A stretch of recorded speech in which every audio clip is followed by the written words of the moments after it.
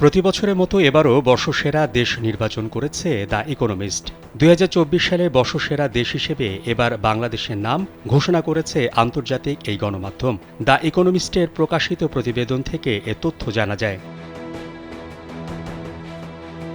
The ইকোনমিস্টের প্রকাশিত প্রতিবেদনে বলা হয়েছে, সবচেয়ে ধনী, সুখী বা নৈতিকভাবে শ্রেষ্ঠ স্থান অধিকারী কিনা সেই হিসাবে নয়, সেরা দেশ বেছে নেওয়া হয় আগের ১২ মাসে সবচেয়ে বেশি উন্নতি করেছে কিনা সেই বিচারে।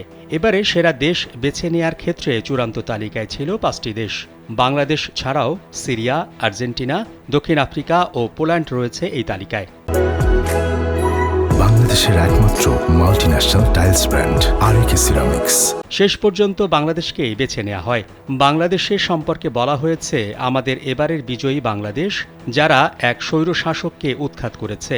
আগস্টে ছাত্রদের নেতৃত্বে রাজপথে আন্দোলনের মাধ্যমে শেখ হাসিনাকে ক্ষমতাচ্যুত করা হয়, যিনি ১৭.৫ কোটি জনসংখ্যার দেশটি ১৫ বছর ধরে শাসন করছিলেন।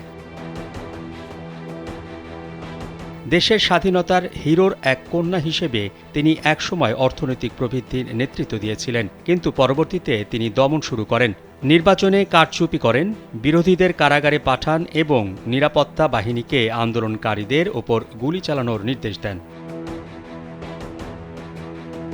তার শাসনামলে বিশাল অঙ্কের অর্থ আত্মসাৎ করা হয়। বাংলাদেশে ক্ষমতার পালাবদলের সময় প্রতিশোধমূলক সহিংসতার ইতিহাস রয়েছে। প্রধান বিরোধী দল বিএনপি দুর্নীতিগ্রস্ত, ইসলামী চরমপন্থাও একটি হুমকি, তবে এখন পর্যন্ত তাদের পরিবর্তন আশাব্যঞ্জক।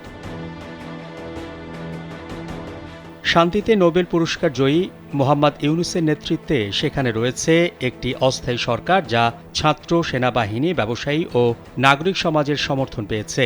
এই সরকার শৃঙ্খলা পুনঃপ্রতিষ্ঠা করেছে এবং অর্থনীতিকে স্থিতিশীল করছে। ২০২৫ সালে এই সরকারকে ভারতের সঙ্গে সম্পর্ক ঠিক করতে হবে এবং কবে নাগাদ নির্বাচন আয়োজন করা হবে তা নির্ধারণ করতে হবে। এর আগে নিশ্চিত করতে হবে যে দেশটির আদালত নিরপেক্ষভাবে চলছে এবং বিরোধী দলগুলোকে সংগঠিত হওয়ার সময় দেওয়া হয়েছে। এর কোনোটিই সহজ হবে না। অপরদিকে বাংলাদেশের পরেই আছে সিরিয়ার নাম। সম্প্রতি বাশার আল আসাদকে ক্ষমতাচ্যুত করা সিরিয়া এবছরের রানার আপ নির্বাচিত হয়েছে। এছাড়া অর্থনৈতিক সংস্কারের জন্য আর্জেন্টিনা, খারাপ সরকারের বিপক্ষে গিয়ে নতুন সরকার গঠনের জন্য দক্ষিণ আফ্রিকা ও পোল্যান্ড এই চূড়ান্ত তালিকায় স্থান পায়। মোহাম্মদ শাহাবুদ্দিন মাহতাব, কালবেলা।